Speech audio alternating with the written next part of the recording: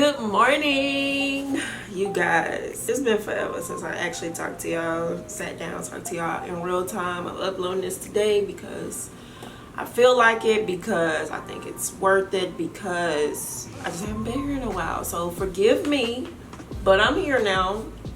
And I got a topic for you guys. As you can see in the title today, I'm gonna be talking about, as a new grad, as a nurse period, managing your patient load. So I had a lovely subscriber for a very long time. We talk over Instagram mostly. Her name is Livia_Dimples. She goes by Liv, it looks like. And she asked me, hey love, Olivia here. I'm a new grad nurse since February, and I'm curious to know how you manage your patient load as a nurse.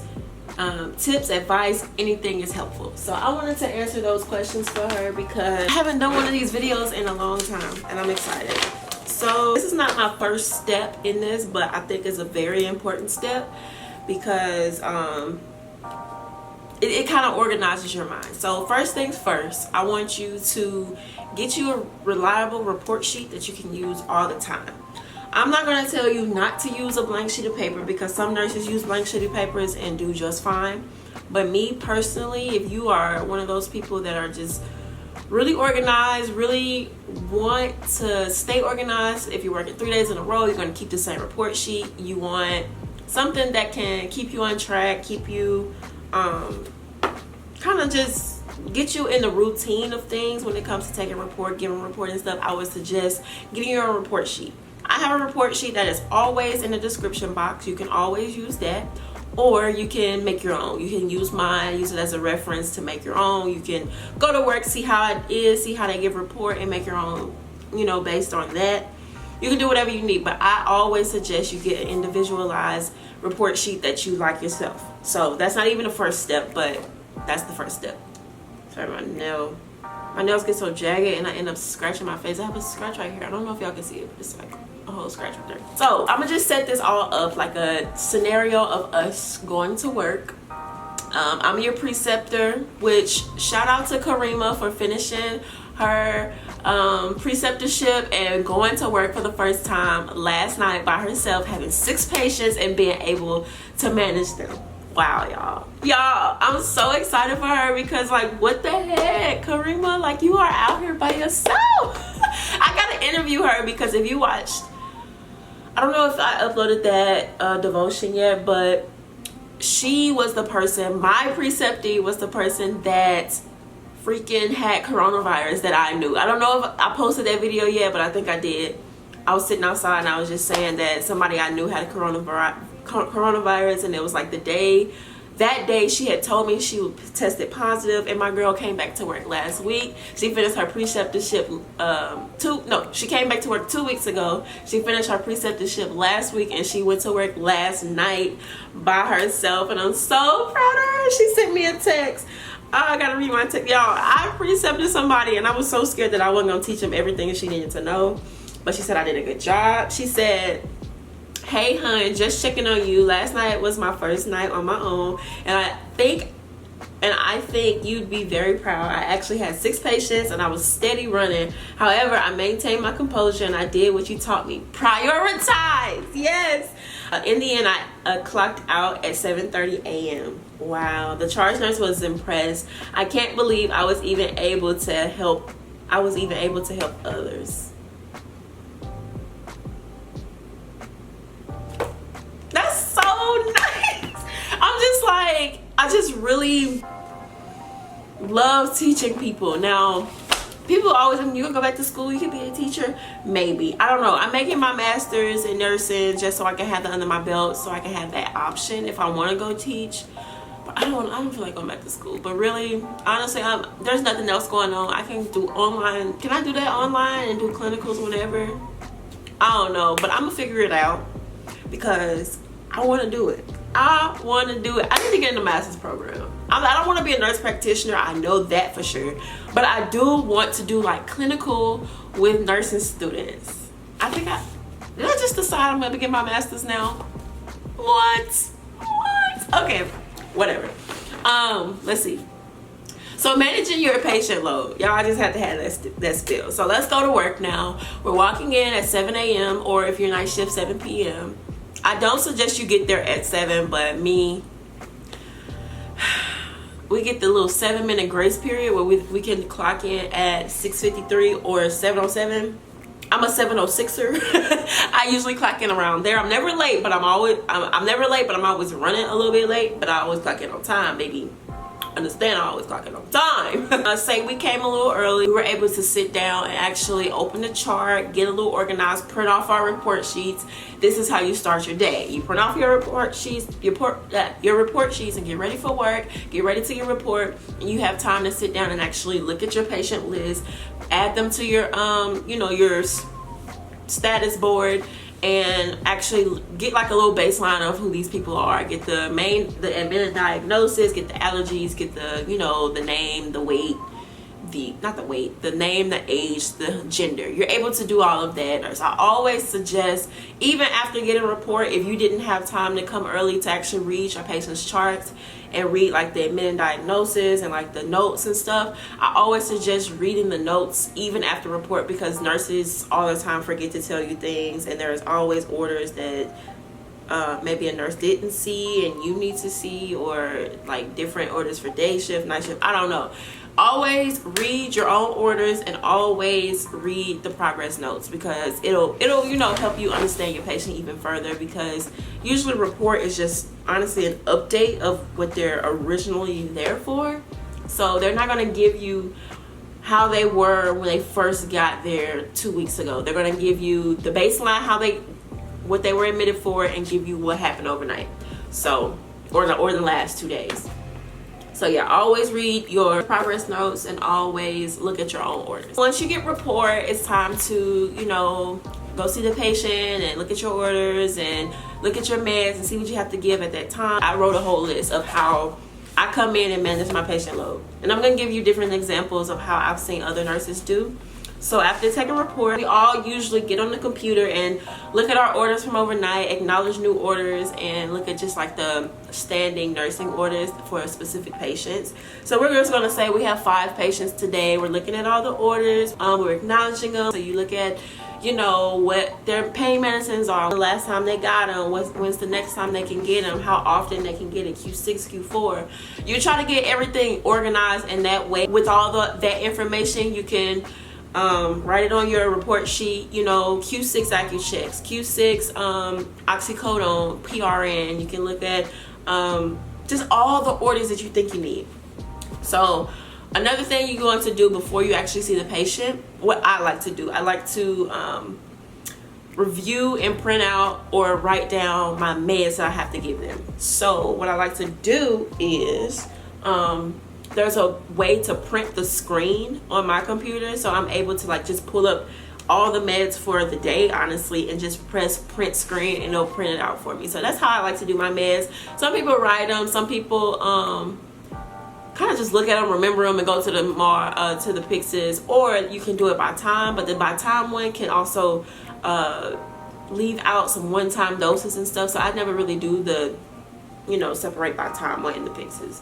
So once I get my meds, I like to make a to-do list. This is all before I've even seen the patient. And it takes me, let's say I got report and it took until like 7:30 to get report. So I'll take that 30-minute time to just get organized, because I mean, you don't have to give meds till 9, and you can give meds an hour before, an hour after, as well as like the patients are probably even still sleeping, or they're going to sleep, or they're in the shower if you work at night. I don't know.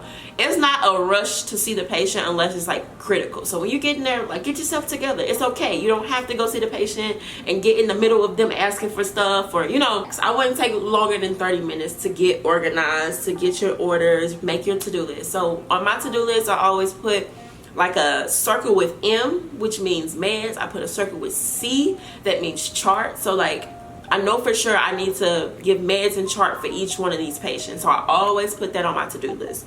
If there's, dressing changes or things, like I said, the MSC, like just normal checkoffs, AccuChecks that you need to make sure that are done. Just make sure you have like little bubbles where you can check them off, so you can check them off.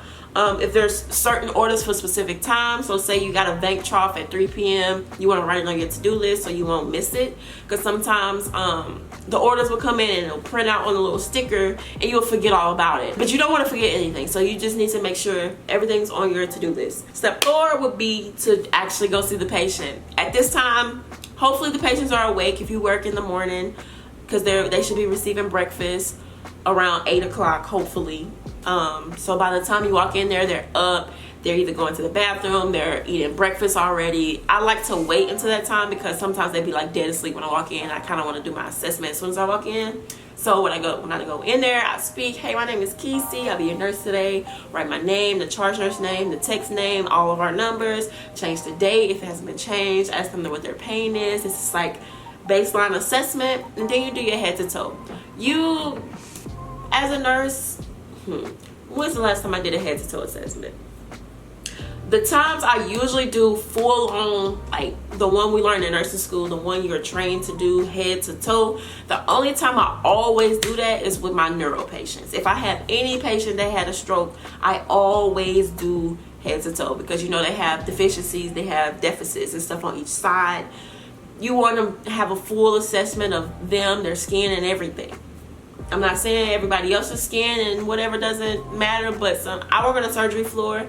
If they're walking, talking, you know, oriented, sitting in a chair, wearing their SCDs, 35 and active, I don't have to test their strength, because I can obviously see she just walked back from the bathroom, or she got up, pulled her tray over, and she's eating now, so I can see her hands work. Like, honestly, you assess by meeting the patient and seeing what they're doing in front of you. And if you need something specific, like say this person had surgery on the back of their neck, you literally need them to like come up so you can see the incision and stuff. So like you want to always assess your incisions. Like I said, I like to do my assessment when I walk in the room to introduce myself so I can get out the way, see if they need anything before I came back with their meds. I like to do all that at once, so when I come back, I know that patient wants ice and water. I know that they prefer orange juice over apple juice to take their medicine. I know this person can't swallow pills whole, so I would need to bring some pudding or some applesauce. Like, I like to assess even like how they would take their meds while I'm in the room. After I do my assessment, it's time to like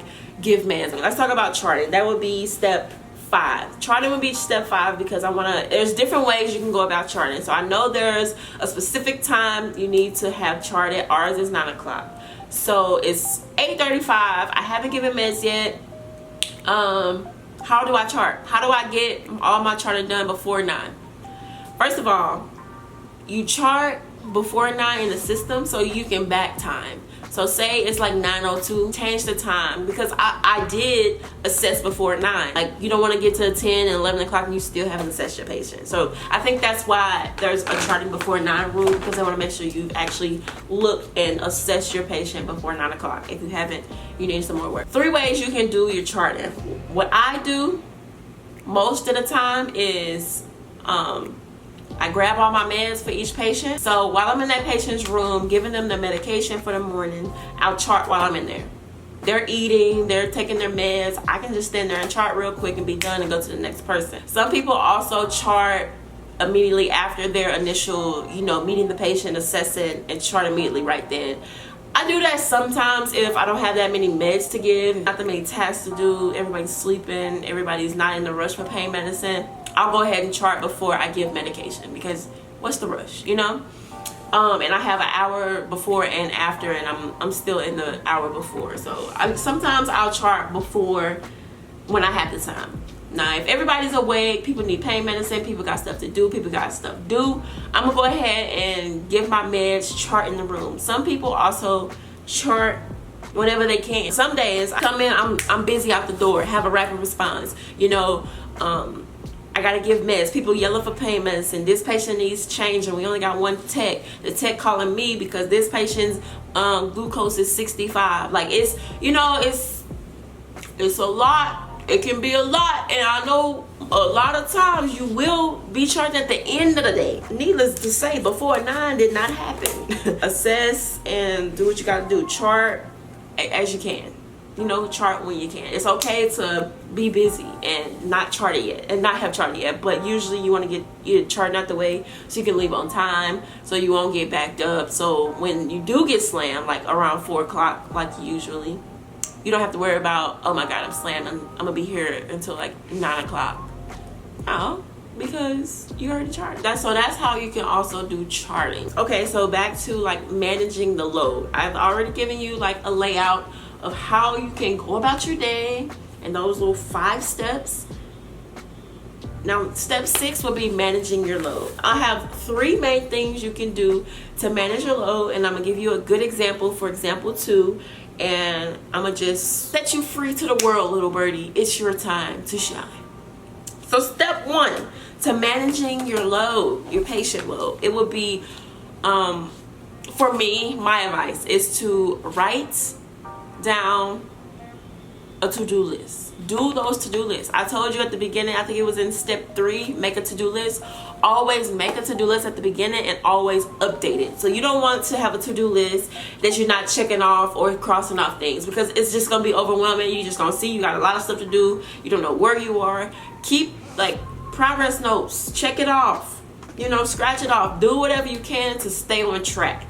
That's a way to actually have a lot of stuff to do, but also know where to start, also know where you are, what you need to do, what you have done. It helps me a lot, because sometimes I'm super busy, and as long as I have a list and I'm able to check it off, like I do pretty good. I always leave on time when I have a list, honestly. I remember when I first started on my own, I didn't have the idea to just make a list. I would just try to look at my orders, try to remember what I had to do, maybe forget it until like later in the day, and then I'd be rushing trying to do it before I go. If I didn't put like my M's and C's on there, maybe I didn't give a medication, or maybe I didn't chart yet. I like to have it all in front of me so I won't forget anything. You feel me? So make a to-do list at the beginning of the day and update it throughout the day, and keep it updated. If you have nothing on your list, don't overwhelm yourself by trying to make something up. If you done, go on your lunch break, take your break, okay? Step 2 is prioritize that list. I always have it on like an actual blank sheet of paper, separated by patient, and I have it all written down. So let's give ourselves a prioritizing example. You have 5 patients, you've given everybody but 1 patient their medication, so you're on your way to do that. It's real bad, gets real busy. You have a patient in excruciating pain, you have a patient that has regularly scheduled meds. They're not bothered by not even taking their meds. You have a patient that has chest pain and the doctors need a stat EKG. You already treated the patient with like nitroglycerin and oxygen, and you already did all the stuff. They're okay, but they're still having like slight chest pain, and the doctor's trying to figure out why. You have a patient that needs packed red blood cells that hasn't been typed in screen or consented yet. You have a PCA or a tech that's calling you because they need your help to change this patient that has poop everywhere. Where do you start with that prioritization? Can never say that word. Where do you start? I'm gonna give you 10 seconds to prioritize everything. I'm gonna put a list right here. Put it in order in the comments right now before I say my order. This is not an NCLEX question. This is like real life. Don't take this to the NCLEX either, because I haven't taken the NCLEX in a year and I can't remember the actual book, perfect world book way to do it. But in a situation like this is not perfect world. This is like by exception. Prioritize it right here down below in the comments. Take those and prioritize it down below. I'm gonna give you 10 seconds. Where's my watch? I'm giving you more than 10 seconds because I haven't even started the timer yet. Hold on. Prioritize. Go ahead, go in the comments, put how many steps we got. 1, 2, 3, 4, 5. We got 5 patients. Prioritize those patients. I'm gonna give you 10 seconds, or 10 more seconds than you already had. Starting now. Prioritize. 3, 2, 1. My alarm is going off now. Alright, so how I myself, a 1-year experienced nurse, would prioritize this patient load, manage this patient load, is first of all, gather myself because like all this just came out of nowhere. Second, so what I would do first is head towards the patient with the chest pain with the EKG machine. While I'm driving to the patient's room, while I'm walking to the patient's room with the EKG machine, I'm turning on, I got the patient stickers, I'm ready to blah, blah, blah. I'm ready to get this second EKG that I already had this morning, but they put it in stats, so I gotta do it now. I'm calling on my phone, the PCA, hey, I gotta get this EKG for this patient that's having chest pain right now. Can you call the other tech to help you? She's sitting at the desk. Call Ashley to see if she can help you. She's sitting at the desk. Call me if you need anything else. So that's one step out the way. You already handled the pooping guy. She gonna call the other tech to see if she can help. You're on your way to the room, you're getting the EKG. EKG's normal. Patient says she's not even having chest pain no more. You give it to the doctor who's standing outside the room waiting for you to give it to him. Here you go, sir. It's normal. You put the EKG machine back. Now, what I would do is make sure that the tech is okay. Still don't need my help. Can I bring y'all anything? Y'all got diapers, y'all got wipes, y'all got, you know, towels. Y'all gonna take them in bed. We need one more diaper because we dropped the other one in the poop. All right, I'll bring you the diaper. Take him in the diaper. The next thing I would do is approach the patient that's in excruciating pain. They have IV Dilaudid. That usually helps immediately. So I'm gonna go give them that. At this time, I will make sure that it's been 4 hours since the last time they got it, and go get the Dilaudid and give it in that time. Then, so since the blood isn't stat, but there's orders in to transfuse, there's orders in for the type and screen, and the medication isn't stat, there's no rush. I mean, I guess it's about, what time is it right at this time? It's like 10:30. What I would do, like, you can do either one, honestly, because neither one of them is urgent. The doctor hadn't even gotten the consent for the blood yet. What I would do is go get the typing screen. I'll go ahead and get my blood band printed and the little stickers that needs to go on the pink tube to send the typing screen. I'll go ahead and get my blood request form and ask one of the nurses, hey, can you sign my armband and these stickers and my blood request form because this patient needs blood. So while I'm getting them to sign that, I'll set it aside, go get my typing screen. Because it won't take that long to just go get some blood. First, I feel like if you will wait after the scheduled meds, you will find out even later that the patient is a hard stick. So now you got to call somebody to come help you. If they can't get it, now you got to call the PIC team and see if they can help. So what I would do is make sure I can actually get his labs and then go give the meds that I can still give late. He's okay. So I'm gonna go get my typing screen, make sure I can get it, put my sticker that was signed by 2 nurses on the tube, send it off to the lab, and all that needs to happen is the doctors to come up and consent the man.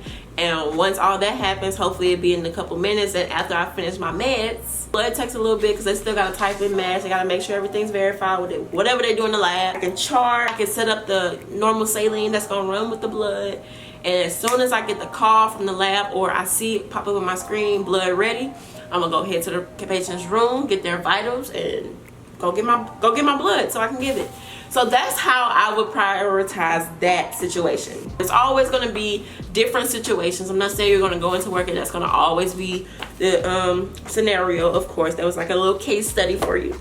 My last step for this, step 3, would be take your break. So after you get all that done, you hang your blood up, you gotta stay in there for 15 minutes, take more vitals. By that time, it's about 11:45, 12 o'clock. Go ahead and take your break. You did everything. Your patient's calm. Your patient don't even have chest pain no more. Your patient over here that was in pain, not in pain, she sleep. Your patient that needed to be changed, she changed, tucked in bed, she eating lunch. Your patient that's getting blood sitting there, he doing fine. He didn't have a reaction. Now you can take his vitals and go about your lunch. And your patient that had his foot abscess removed, isn't in pain, he had his meds, he's eating his snack, watching Tiger King on his computer. I don't know. Everybody's stable and fine at that moment. I tell you, take your break. Because you have no idea when it's all gonna go downhill again. Take your break. So yeah, that's how I would manage my patient load. I hope you can remember that. I'm gonna put the list down below of everything I said and even the example I gave, the prioritization example. I hope this helps. I'm so excited to be back physically talking about nursing stuff, because I haven't talked about nursing stuff in a while. I am going to be coming to y'all with a update on how preceptorship went. I'm going to actually do a video with the girl I precepted, because I want her to talk about her coronavirus experience, and also a preceptorship experience, and also her first day on the floor and all of that. So like, I'm excited about life right now. I'm praying for everybody out there that's dealing with this pandemic right now. Hope y'all staying faithful. I am going to get back on my devotions, y'all. Honestly, I fell off in real life too. I haven't just not been uploading, also haven't been doing my devotions. Sorry, I should be further ahead. I should be like on day 30 by now again, but it's okay. It's okay. The Lord understands my heart. But yeah, thank y'all so much for watching. I hope you guys enjoyed this video, and I hope it was helpful. Shout out to Olivia. I hope this helped you. I hope this answers your question. Y'all, just to prioritize, make some lists. And my main advice is whenever you have a lot of things to do, just set it up so you can see everything you have to do, so you can actually do it. Because if you don't see it and it's in the back of your brain that you put back there that you forgot, you're not going to get it done. You're going to have things that you need to do after hours. You're going to have nurses that's going to be upset with you because you didn't take this lab in the right time. I don't know. You're going to have a lot of stuff going on if you just don't prioritize and organize and allow yourself to see what you need to do. So that's my advice. Thank you so much again for watching. Be sure to like and subscribe. Be sure to tune in to my previous devotions, because I don't have any up after this one yet. I'm gonna go ahead and edit the ones that I already did and then catch up. Talk to me in the comments. I hope y'all participated in that prioritization game.